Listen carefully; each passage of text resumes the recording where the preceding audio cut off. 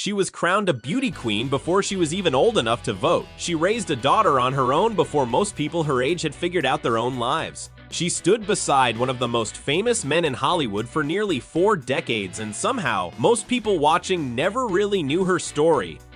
Then, in the spring of 2026 on national television, this woman picked up a pen and wrote her own name for the first time in almost 3 years. Her hand had betrayed her for a decade, her marriage had nearly ended 2 months long before that. And through all of it, the fame, the betrayal, the diagnosis nobody saw coming, she kept showing up.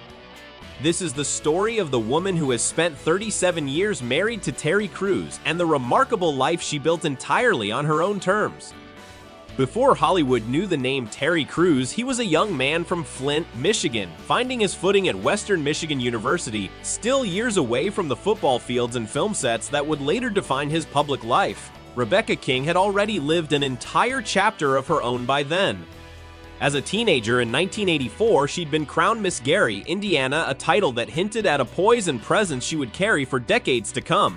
But by the time she and Terry crossed paths, pageant lights weren't what defined her anymore. She was a young single mother raising her daughter, Naomi, largely on her own, and she was serving as a music minister at a local church Terry happened to attend. According to accounts the couple has shared over the years, it was her voice, literally her singing during worship, that first caught his attention long before conversation ever did. What started as quiet admiration in a church pew grew slowly into something neither of them fully expected, a bond that would outlast fame, financial hardship, betrayal, and illness alike. Terry didn't just fall for Rebecca, he fell for her family as a package deal. He has spoken about choosing to become a father figure to Naomi long before he and Rebecca were even married, describing it as one of the easiest and most natural decisions of his life, a commitment made not out of obligation, but out of genuine love for the child already at the center of Rebecca's world. On the 29th of July 1989, the two exchanged vows, 2 young people with more faith than money, building a life together years before football, television, or fame ever entered the picture. In 2026, that anniversary marks 37 years of marriage, a milestone that stands out sharply in an industry not exactly known for lasting relationships. The early years were, by their own telling, a study in resilience and patience.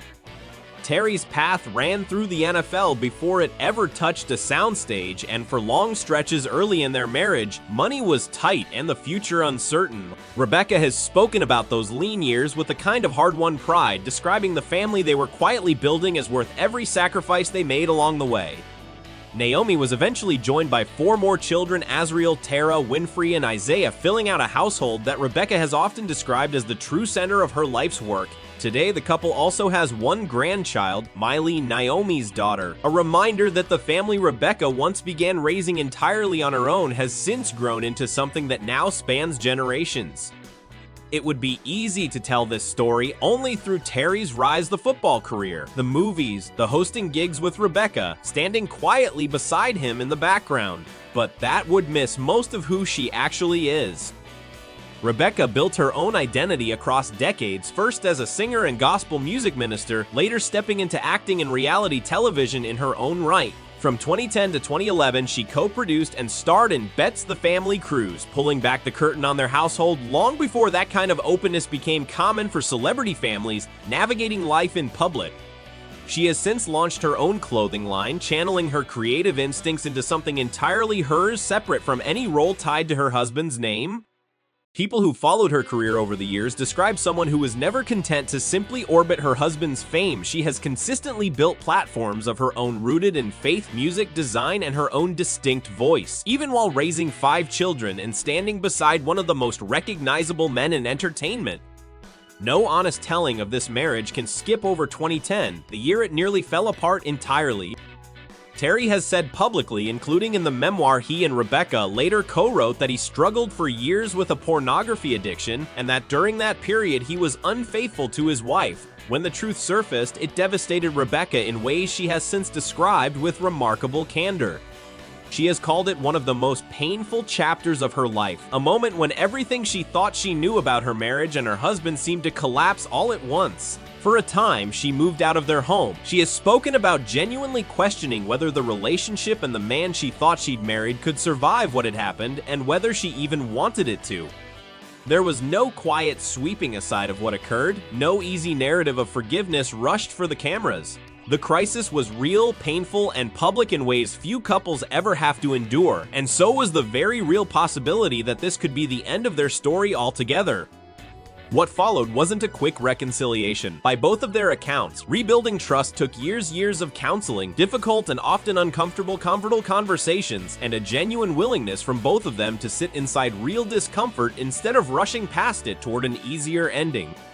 Terry has spoken candidly in interviews and in their book about doing the internal work necessary to understand the roots of his addiction, treating it not as a scandal to manage or a headline to survive, but as something he had to genuinely confront and dismantle within himself. Rebecca, for her part, has said that forgiveness wasn't a single decision made once and then finished. It was something she had to keep choosing over and over as trust was slowly and carefully rebuilt between them. Faith played a central role throughout that process, something both have referenced repeatedly when discussing how they eventually found their way back to each other. In 2021, they turned that entire journey into a shared memoir. Together, how fame, failure, and faith transformed our lives, offering readers an unusually candid look at what repairing a marriage after betrayal actually requires. Not a tidy redemption arc wrapped up neatly, but deliberate, ongoing, sometimes exhausting work that neither of them pretends is fully finished.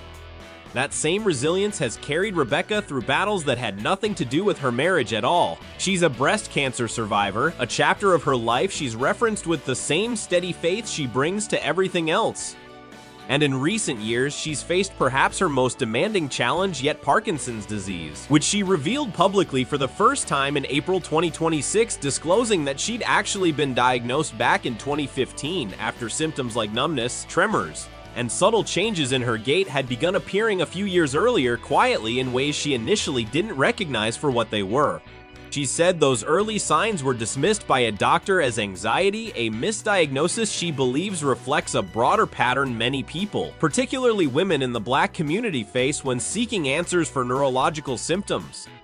For years, Rebecca chose to manage her condition privately, continuing to appear alongside Terry at public events while quietly navigating tremors and balance issues behind the scenes, largely unnoticed by the public she and Terry had spent decades in front of. What finally brought her forward, she said, wasn't a desire for sympathy but a piece of genuinely hopeful news worth sharing. Earlier in 2026, she traveled to Stanford University for a focused ultrasound procedure, a newly available incision-free treatment using precisely mapped sound waves to target the specific brain tissue driving her tremors. The results, by her own account, were almost immediate, and in her words, deeply emotional. For the first time in roughly 3 years, she could write her own name with her right hand again. She's described regaining balance on that side of her body as well, even managing a ballet movement she hadn't been able to hold in years. A second procedure aimed at treating her left side was reportedly planned for later in 2026, continuing what she has called an ongoing recovery. Rebecca has been careful to frame her diagnosis not as a tragedy, but as an unfinished chapter, one she's choosing to face with the same determination that carried her and Terry through every other trial in their life together. She's spoken about borrowing a mantra from her husband about simply continuing to move forward, no matter the obstacle in front of her, and has said she refuses to treat a diagnosis as a reason to stop living fully. Terry, in turn, has spoken about her publicly with visible emotion, calling her the steadying force at the center of their entire family. At 60 years old, singer, designer, survivor, and still, after everything, his wife Rebecca continues to show up beside Terry at public appearances, in candid interviews about her health, and in the ongoing unglamorous work of a marriage that has already weathered more than most. 37 years is a long time to stay committed to another person, long enough to watch dreams shift, faith get tested, and bodies grow older and more fragile than either partner ever imagined in the beginning. It's also long enough, it turns out, to rebuild something that was nearly lost for good. Terry and Rebecca Cruz's story isn't a fairy tale. It's something more useful than that, proof that a marriage can break and still be worth mending, and that resilience isn't one dramatic moment but 1,000 quiet choices to keep going, made over and over across decades. Somewhere in a hospital room in early 2026, a woman picked up a pen and wrote her own name, and in doing so, she reminded everyone watching that the most powerful love stories aren't really about how they begin, they're about who still shows up decades later when the writing gets hard.